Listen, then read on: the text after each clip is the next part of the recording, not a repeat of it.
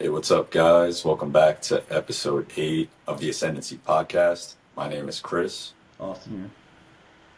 Saloni. I'm really excited for this episode. We have our first guest on, as you can see, and we're going to be revisiting the issue of single issue activism, sort of a part two to the last episode. And I'm really excited to introduce my good friend Saloni here. She's an amazing activist that I met here in the local Charlotte area last year at a Cube of Truth. And it's been really great getting to know her, talking about activism. She's also done some stuff on social media, doing outreach, doing protests and stuff. And she's awesome. So I'll lend it over to you, Saloni, for you to introduce yourself and speak a little bit about yourself. Thanks for that introduction. And thanks for having me over too. This is my first podcast, so I might mix my words. But basically, I became vegan 2 years ago. I listened to a speech by Acharya Prashant, and that had a strong influence on me, I think. And then I started doing activism last year. I did some cubes with Chris and Russell. They organized cubes here. And I did some just creating videos and editing videos on social media. I also participated in some single issue campaigns like anti-fur bans and foie gras protests, something for kangaroo leather and things like that. Awesome. So just kind of going into that, if you could share a little bit more detail regarding like some of the single issue campaigns, protests that you've done since you've become vegan, and just kind of lay out some of your experiences with that, the things, you've seen, the things you've done, and, some of the outcomes you've seen. Yeah, so single issues focus on one or two practices that activists label as more morally objectionable than like other forms of cruelty. And it took me a while to understand why we were just focusing on like Yulin Dog Festival or orcas in captivity or like dolphins in Japan. Like it took me some time to understand that because all those issues are very important and they do bring a lot of awareness to those animals. But I realized like the main reason why these issues are they become so popular is because it's easy to get support from non-vegans for issues that are less normalized in society.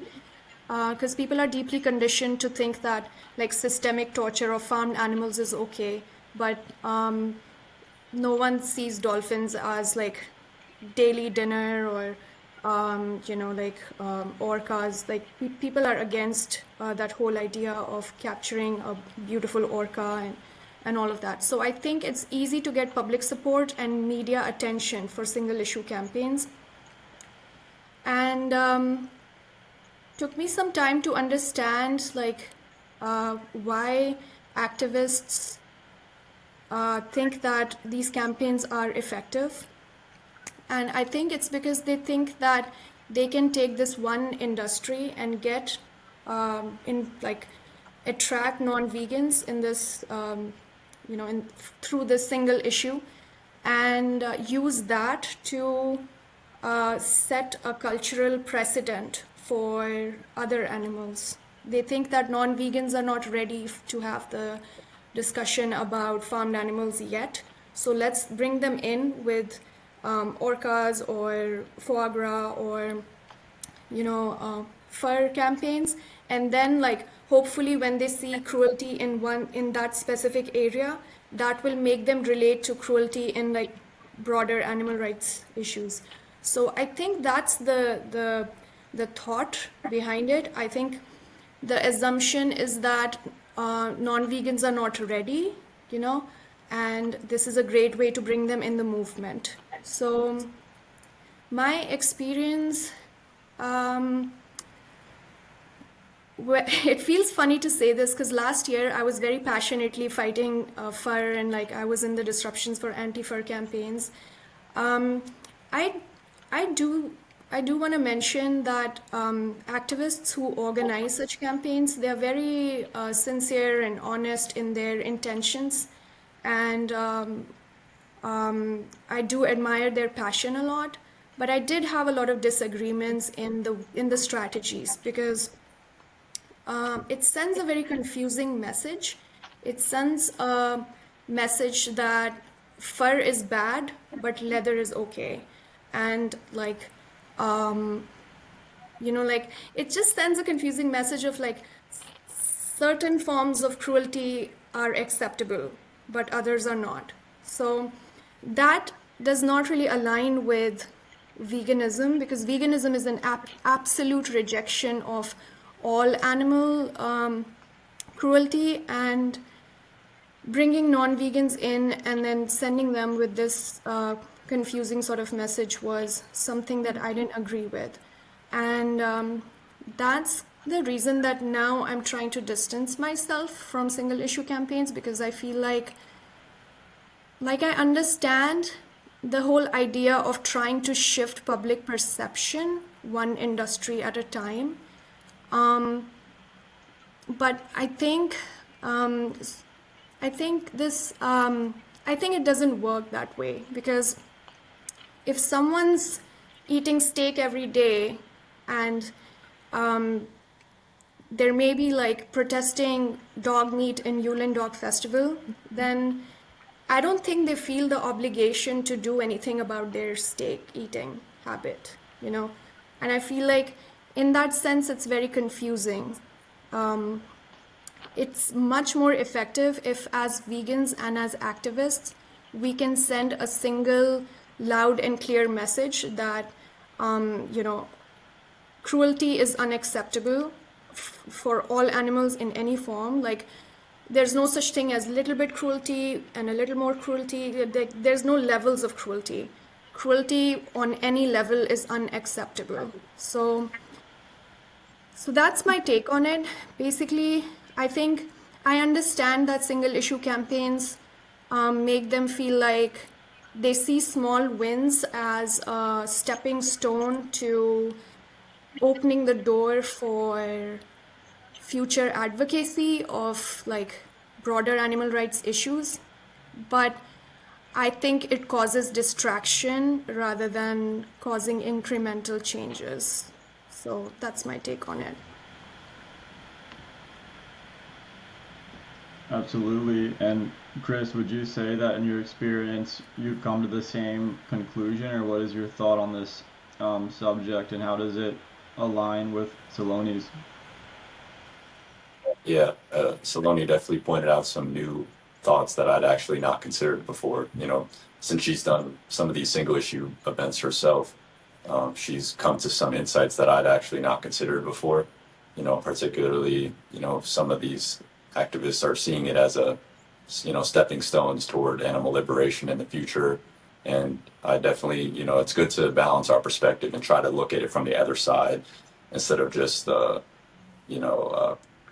completely hammering it. It's good to look at the other side's perspective and see why they're doing it. And in this context, I do agree with her core points that veganism, it's not single issue. Veganism is a rejection of all animal exploitation, and there's no like hierarchy of oppression of exploitation. Like, we have to condemn it all on its face, and I don't think it's the right approach personally to be singling out certain things, because like Saloni says, the average non-vegan who's oppressing animals in their everyday lifestyle, if they see single issue, activist events, it makes it seem like those particular things are particularly like so much worse, that they're being singled out, by these, people who claim to be animal rights activists. But they're not targeting, these systems that torture the most animals on the planet, which is obviously the agricultural system. So it's like you may as well include that in your activism. Like, that's objectively where the most harm and suffering is. So it just, I feel like it's a missed opportunity, kind of like we talked about in the last episode, to just be singling out certain things. But I do want to direct it back to Saloni. So when it comes to like doing these protests, like, how does it actually like pan out in real time? Like, do you guys kind of organize a time and place to, go to a certain restaurant, a certain establishment? What do you guys do when you're there? Like, what's actually going on, boots on the ground at these types of protests? So there are activists who they do a lot of intensive research beforehand, and they try to find out the information about the owner of the restaurant, their locations, how many restaurants they have, and like their history, basically, like what got them started into selling foie gras or fur. And then it's very it's there's a lot of like psychological aspect to it, because we want to we want to pressure them, but we don't want to do it too much, and we want to keep them guessing too. So if we decide to go on Friday nights, we don't want to go like we don't want to show up on the same time, same day every week, because then they'll just expect it. They'll be like, okay, so Friday evening, these people will come, do their thing, and leave. So it's more like just having them guessing all the time, like, oh, they can come anytime. They could be undercover right now in the restaurant. So there's a lot of psychological tactic that goes into it, which I actually really enjoy that aspect, because it makes animal abusers think about their karma, or like, the kind of life they've created for themselves. But yeah, so overall, it's very organized in the sense that someone gets all the information out of the internet, and then they target like one place for a few months, and then once that place agrees with their objective, then they move to next place and the next place. And we have seen significant wins in Texas and Charlotte too. I think there was a restaurant that agreed to stop selling foie gras last week. But yeah, that's how the strategy is.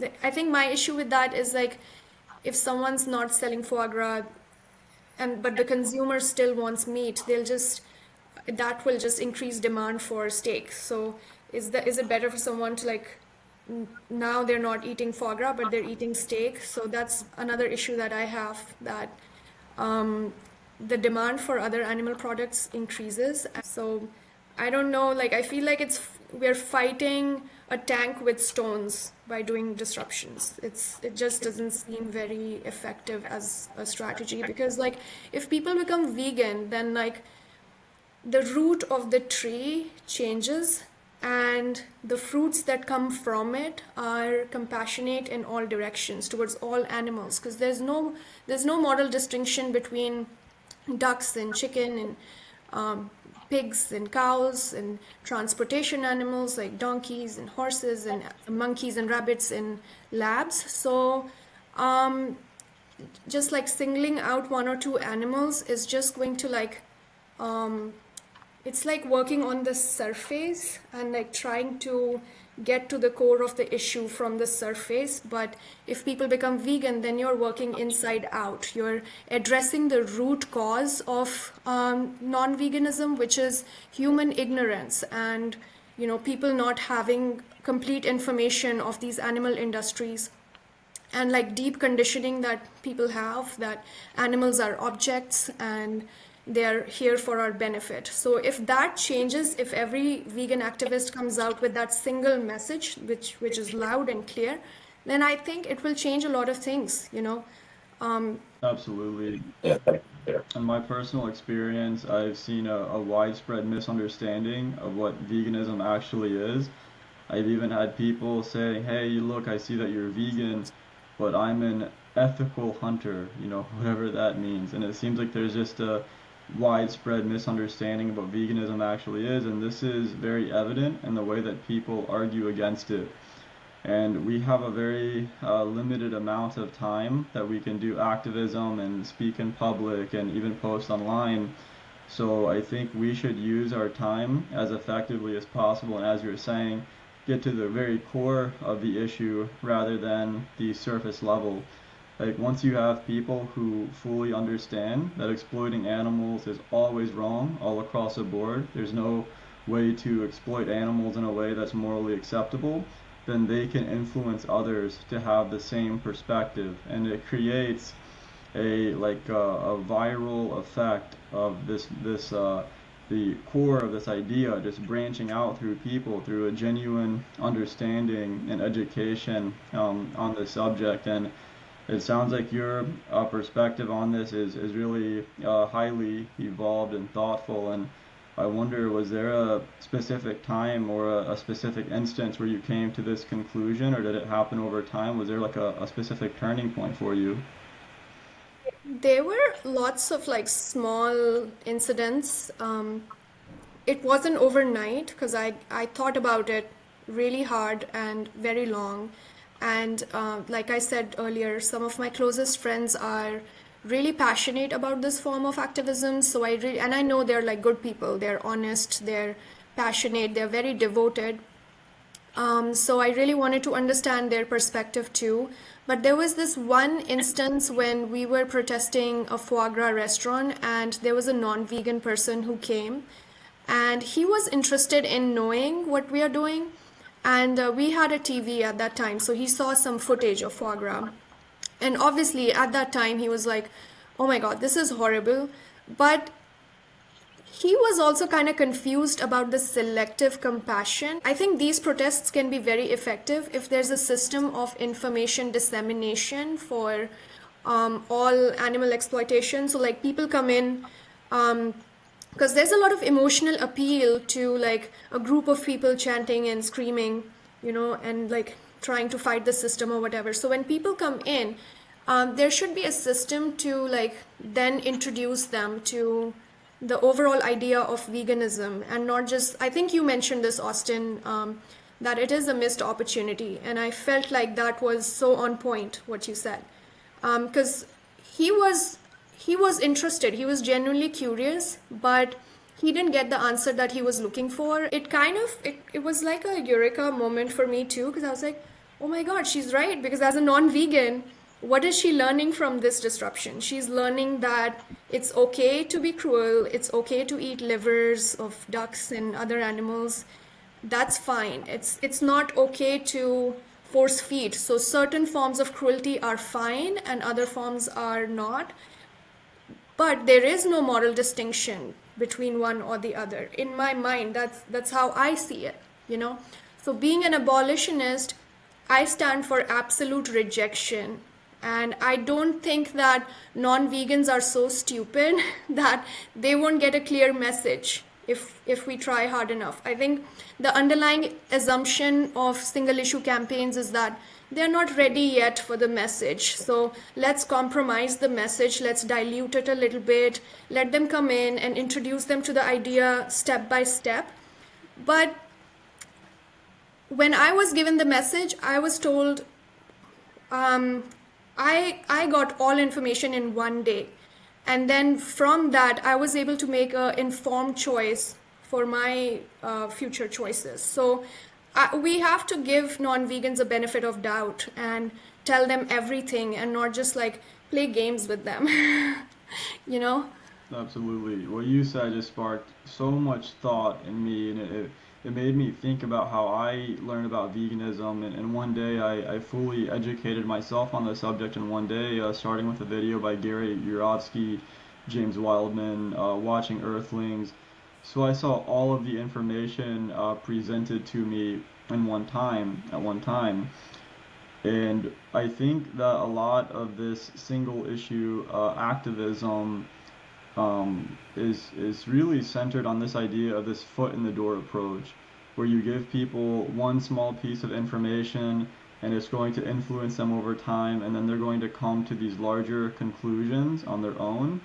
But there's very few routes of people actually receiving high quality, thorough, and detailed information on veganism. I think the probability of them organically coming to the conclusion on their own is very low.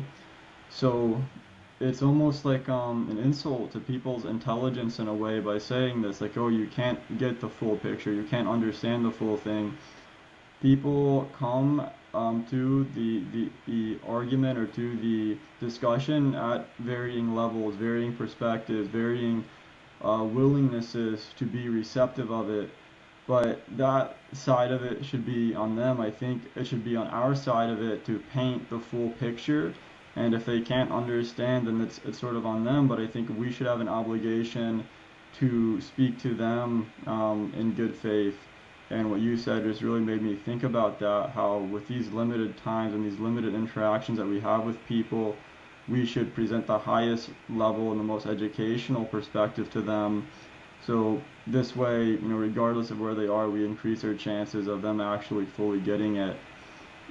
Chris, what's your take on that, and what question would you ask to Saloni back on this subject?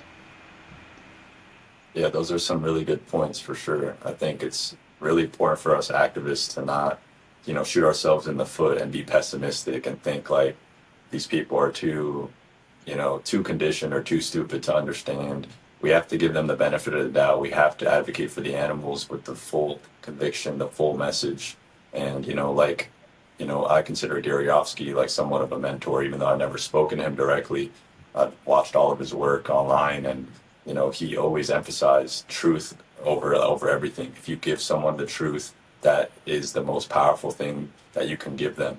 If you're giving them the baby steps information like reduce your meat intake, or don't buy this single animal product, there's no logical path that could lead to understanding veganism as a whole. And obviously that's the goal. So if that's the goal, that is what needs to be communicated.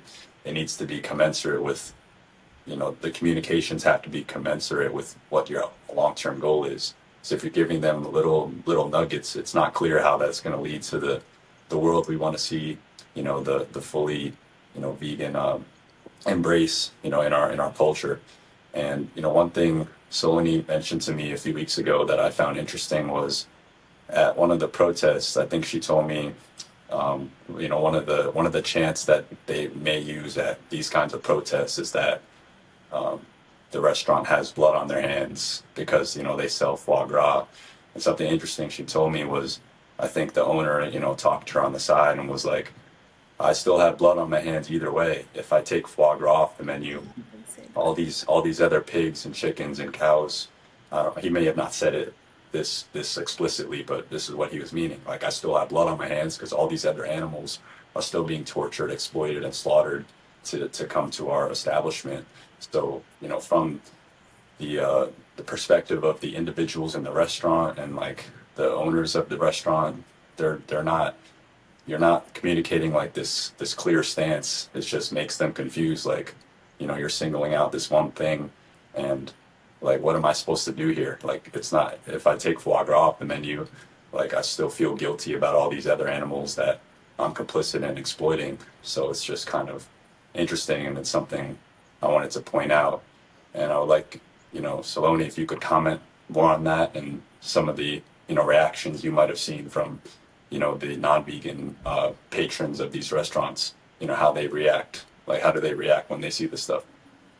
Yeah, that's something that I've been thinking too, because it sends a message that, okay, I'm an animal lover, so what do I need to do? I need to stop eating foie gras, I need to stop buying fur. Great, I'll do that. While still eating steak, chicken, bacon, wearing leather, So I think it gives people a moral certificate that I'm doing enough. Like, they get to be the animal person while still eating animals. And I don't like that fragmented message that goes with disruptions like these. Um, I think the root cause again is the consumer. If the consumer still demands it, the owner is going to put it back. If not today, maybe like next year or 2 years later, because they are a profit-making business. They're not there to like please people or be nice or ethical or whatever. They care about their profit. That's all they care about. So, like, once again, unless we target the root cause of the issue, which is deep conditioning that people see animals as objects for their benefit, I don't think anything is going to permanently change. I think disruptions like these can bring short-term changes and like quick instant gratification, or like activists might feel like they're doing something, they're making a huge change. But I don't think it helps animals in the long run. Absolutely. Reflecting on this, I personally wonder how many times before I was vegan, before I was 20 years old, have I seen the work of vegan activists on single issue campaigns and thought, wow, that specific instance of animal exploitation is bad. Maybe I'm going to avoid SeaWorld, or maybe I'm going to avoid a circus or a zoo. And I saw all of these things along the way, from ages maybe as a kid to age 20, and never had the opportunity to go vegan as a result of this. Just thinking on this, another thing you mentioned that several non-vegans, not just one, but several, have mentioned that they didn't understand the point of the protest because you're just protesting this one thing, but not this overall theme, against animal exploitation.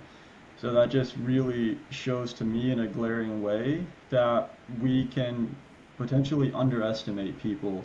And it seems like they see this as well, that there's no cohesion in this message, that there's no overarching theme. It's just, hey, this one thing is bad, but even they can realize all of the other things they're doing and how they're harmful or exploitive of animals. So I just thought that was really interesting. And so, Saloni, what do you view as a potential effective way to do activism to tie everything together? Do you think that people should potentially avoid these specific instances of animal cruelty altogether, or use it to tie in a broader vegan message? Like, what do you view as a potential effective way to bring about change? I think I can only speak for what worked on me, because Austin, to your point earlier about like um, finding out about orcas in SeaWorld and then stopping going to zoos and places like SeaWorld, I did that too, and I was wondering. I didn't even know. I just watched a documentary, Blackfish, and I didn't even know about the other industries. So you're right. Like, um, you can feel like you're a good person because you're doing uh, the basic required minimum for the animals, and you can totally miss the message. And I missed it for several years, and I wish someone had told me several years ago when I found out about orca. So really, I really resonated with what you said. In terms of what is effective is, um, I think education is effective, and just really like basically um, having people question their conditioning and their beliefs and exposing the truths about these industries which are hidden from ordinary people, and having them really like look at what they've participated in for a long time, and really addressing that root cause, which is ignorance. I think that is effective because when people um, become vegan from a place of wisdom and truly understanding what it means to be vegan and why it's important and why it's not just something that people do for fashion or whatever. It's something that is a moral obligation in today's world, especially with climate change and mostly for how horribly we've been treating these animals. I think that's the only thing that causes long-term and permanent change, in my opinion. Like making people questioning their own conditioning and exposing the truths of all industries and just giving them all the information that is needed. And that's why I kind of like AV a lot, because it does that job of like giving information in a very non-intrusive sort of way too. Like we go and we just show people, we stand on the streets and we wait for them to watch the footage before we start talking to them. So I think that's really effective. And also like open discussions on the topic of animal rights makes people think, switches their cognition on. So yeah. Yeah, those are some really good points for sure. And I agree. And I think some of the most important things we could do as activists is to actually create new activists. And education is a huge component of that. If you're doing single issue campaigns and you're trying to abolish one industry. I don't see how that's creating activists. And foundationally, from my perspective, I think that's one of the biggest keys to creating a vegan world down the line is that education component, explaining the root cause of the issue, that humans think they are, supreme over animals, that speciesism is justified. If you hit it from an education standpoint, you can not only get someone to go vegan, but to actually become an activist as well. And they can get other people to go vegan. I just see this as like a multiplication event where you can create serious change. And, each person going vegan, that's obviously a few hundred to a few thousand animals per year that are not going to be, bred into existence to supply their demand. And you multiply that over, 5, 10, 15, 20, 30, 50, 100 people over, you can see the massive effect that can come about from education, getting them to go vegan and to become an activist themselves, to speak to the people in their communities, their friends, their families. So, that's a really good point Saloni made, is just emphasizing the education aspect to create that long-term change, for sure. Absolutely. And I've seen this quite a bit too, is that there's this idea that you can get people to become activists before they can become vegan. I've seen people who promote single issue campaigns say things like this, is that, well, we can get them to join our campaign and speak up, right now before they even go vegan.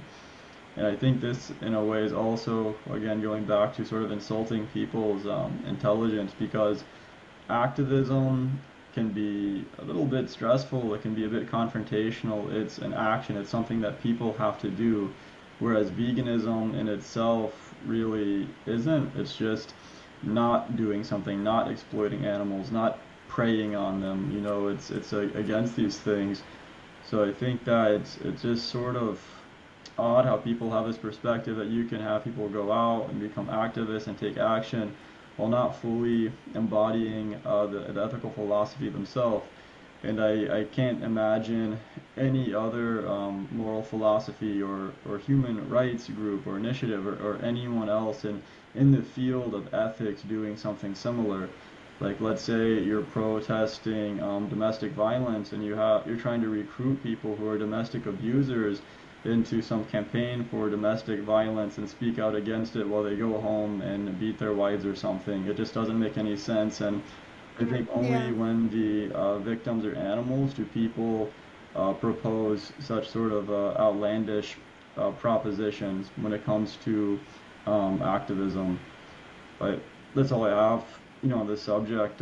Chris, do you have any more questions, or Saloni, anything else you'd like to share, or different directions you'd like to take the discussion in? Yeah, I do want to see things from the other perspective, and I wanted to ask you guys if you see any value in single issue campaigns at all, like um, some change is better than no change. And also, I think someone said to me that some forms of torture are far more worse than other forms of torture. So we want to reduce what we can. And since single issue campaigns have the emotional appeal and public support and a bit of funding, why not work at something that's more achievable um, compared to veganism, which is not achievable in our lifetime. So, what is your opinion on that? I've seen some quite effective instances of single issue campaign as far as their specific stated objective. I've seen facilities that have people riding miniature ponies shut down. One notable instance in California that I was very impressed by. Of course, there's been a large reduction of fur in cities through single issue campaigns, and I think those are commendable. I do think they're a good thing. I think they're a better thing than not happening. I still see, a missed opportunity. And I don't know I haven't looked into it enough to see if these people were relaying the overall vegan message in their activism, in their outreach in these instances. But I have seen it have seen them achieve their stated goals. What I would like to see is integrate the larger theme into the activism. So my perspective is that there are very cruel instances of animal exploitation all over the globe, everywhere, in people's backyards. And I think that people should stand up to them. They should take action and they should do something about it. But they should do it in a consistent way. It's like you get someone to stop riding on the back of an animal, take the time to educate them and get them to stop consuming animals and wearing them and explain the overall theme. So I think that it's a multifaceted problem. It exists in many forms, and we can use these many different forms of exploitation as a way to get back to the core of the issue. So rather than just fighting this facet of the problem, we can grab onto this branch of this facet of a problem and then use it as an opportunity to educate people on the core issue. That's personally what I would like to see. I'd like to see like a unified and cohesive message, and anything that animal abusers, animal exploiters throw up and do to animals, I would like us to see, I'd like vegan activists to see as an opportunity to step in and take it, as that opportunity to outreach people in a broader way. Chris, what's your perspective on that? Yeah, those are some good points. And I do see that's in certain contexts, single issue campaigns, they do reduce suffering. They do, potentially abolish certain industries. For example, you cited the example of people riding miniature ponies, and they were able to shut that down. However, reducing suffering is not in line with my goals. And I don't see that as being aligned with the goals of veganism. It's not to reduce suffering. It's about producing a human-wide, understanding that animals aren't resources or commodities to exploit for our ends.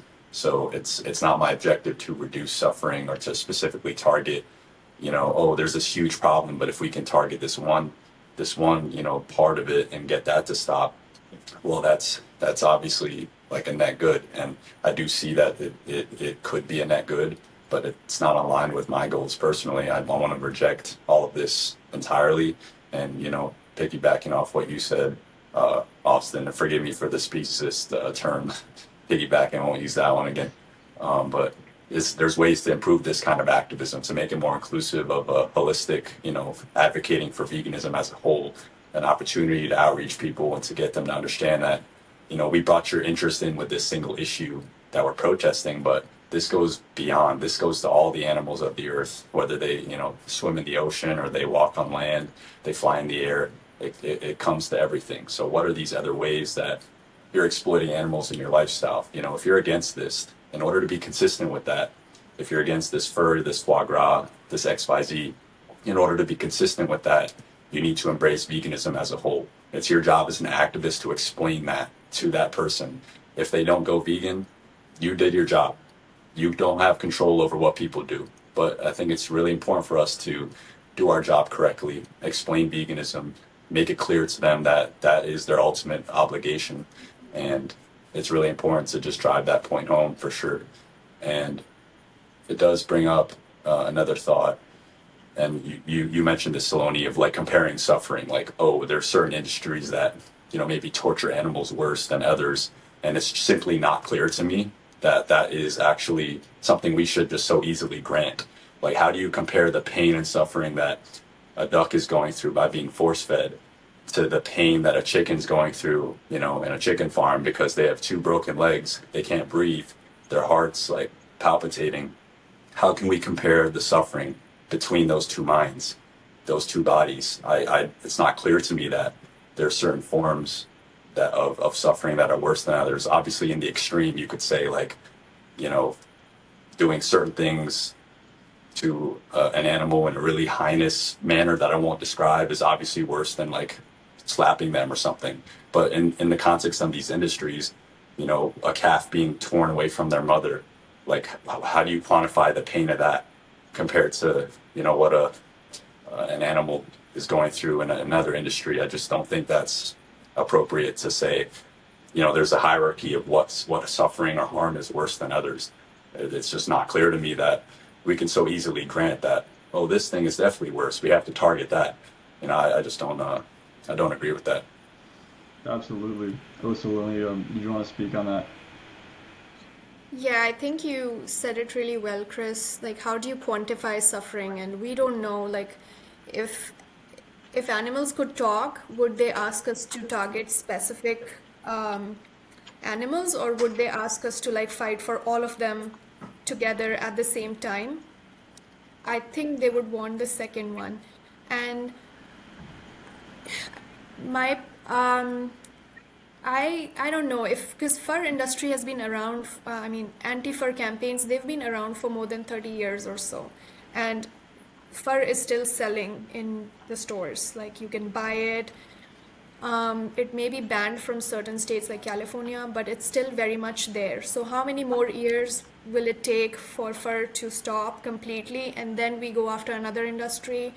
Like I don't have 500 years, you know, with the limited time that I have, I want to do something that targets the root cause instead of going industry after industry. And like that step by step approach, it might look like an incremental change, but it's very slow at that point, and you might as well just like target all animals at the same time and just go down that way. I think it just looks like a very efficient way to do it that way to me. That's a good point. And if you look at like the history of single issue campaigns, there's been protests against individual aspects of animal cruelty going back now several hundred years. And in the long term, so far, they haven't been particularly effective. On a global scale, animal consumption and exploitation is at an all-time high.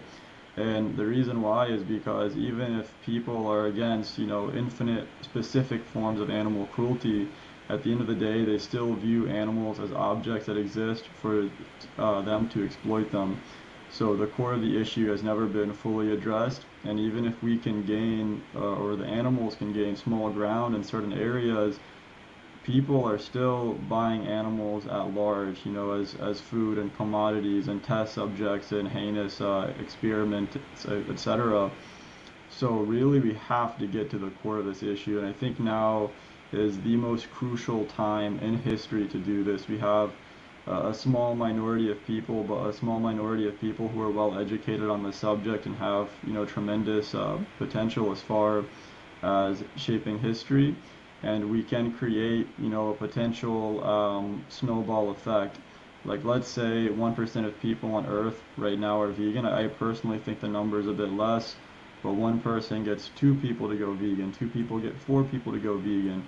If we're at 1%, it takes approximately 7 years for the entire world to go vegan, which I think isn't realistic, but it just shows the power of each person who's vegan becoming an activist and advocating for people to actually go vegan. There's huge power and huge potential in that. Yeah, I agree. I think we do need solidarity in the vegan community with the main core message of veganism, but unfortunately, some people have like they divert from the core message, so that's just how it is. Yeah, and talking back to activism and strategy, I mentioned potentially taking these individual acts of animal cruelty as an opportunity to go and show up and do something. But then the question is, what should we do to combat these instances of injustice? My perspective personally is use them as an opportunity to set up a cube to outreach people, to have like a cube of truth in these localities, and maybe even have one screen that shows what's happening in the fur industry, sure, but then have other screens showing the whole reality of animal agriculture and the various aspects of it, and educating people how all of these things are interconnected, they're all interrelated. Wearing fur is drinking milk, is eating meat, is testing on animals in medical experiments. They all have the same commonality, which is this idea that animals exist for people. So my thoughts on that is do combat animal injustice locally, do combat these specific instances of injustice, but combat all of it at the same time, and use the cube of truth or similar activism. Someone doesn't have to necessarily have to be affiliated or associated with AV to do this, but use that kind of a framework to do activism. What are you guys' thoughts on that? Yeah, I think that goes back to what Chris was saying earlier, like how do you quantify suffering? We don't know. We are not even in their position. So their suffering is our perception of their suffering. And in like when there is an instance of a local issue that's going on, we should use that to talk about all animals, and because that's the moment of like people are ready to like receive the message, so give them the actual message about all animals instead of just educating them about one or two animals. This kind of reminds me of when I was rescuing stray dogs in India. This was 2 years ago. I was so fixated on dogs because I saw other people doing it, and I didn't even know about cows, and I was not vegan then. And like to me, that was the highest level of activism, rescuing animals, and by animals, in my mind, it was dogs and cats and like suffering that I saw on the streets. And then when I learned about veganism, I was like, holy shit, I was spending so much money to like vaccinate this one dog and like take care of this one puppy for like 3 months. And I didn't even know about all this. Like, India is the largest exporter of beef. So, like, I could have used that time to bring awareness to this issue too, but I didn't even know about it. And just wanted to add something to the whole like, how do you measure suffering? It's hard to tell that too, because I've been in countries where there are no animal regulations and animals are not stunned, you know. And I've seen like I talked to an activist. This was last month. She told me that cows were hammered to death, and they suffered for 45 minutes in that process. So.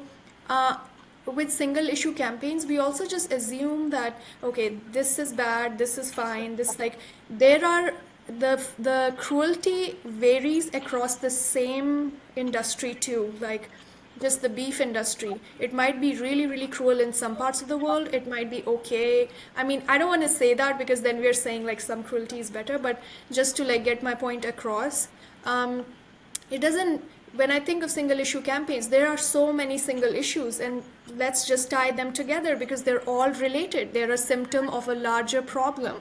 You know, let's just address the root cause instead of creating distractions. I've seen Yeah, that's a really good point. Yeah, I'll let you go ahead, oh yeah, Austin. I'll just say one point and give it back to you, but I've seen hundreds of hours of animal exploitation and doing online activism campaigns, which I've shared with people, and I've seen everything from local farms, humane certified, organic, free range, across every industry, many, many different types of animal exploitation. Not one time have I ever seen something that I would want myself or my loved ones or any decent person to be subjected to. Not one. I've never seen a single instance of animal exploitation. I thought, oh, I would like to be in that animal's place. It's all a nightmare, and we have such different standards. When I say we, I mean non-vegans as a collective, not me personally, but people have such different standards as far as what they accept for themselves and what they accept for animals. So Chris, sorry, what were you saying?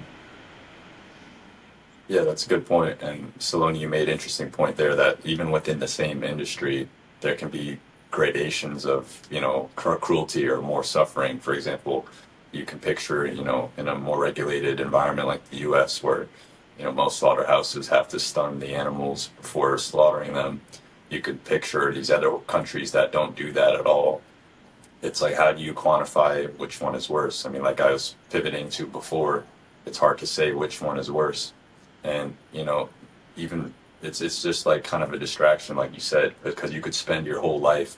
There's thousands of single issue campaigns you can think of when you look at it from that perspective. Like even within the same industry, there's different things that can cause, different levels of harm to animals that it's not our place to say like, oh, one is worse than the other. It just makes a lot more sense to get to the root of the issue, educate and reject, make consumers understand that they have to reject all of this and become vegan because we'll be, as a metaphor, like a dog chasing their tail. It's like you eliminate one industry, but another one will replace it. It'll be a different animal for a different commodity, as long as there's consumers voicing demand for that product.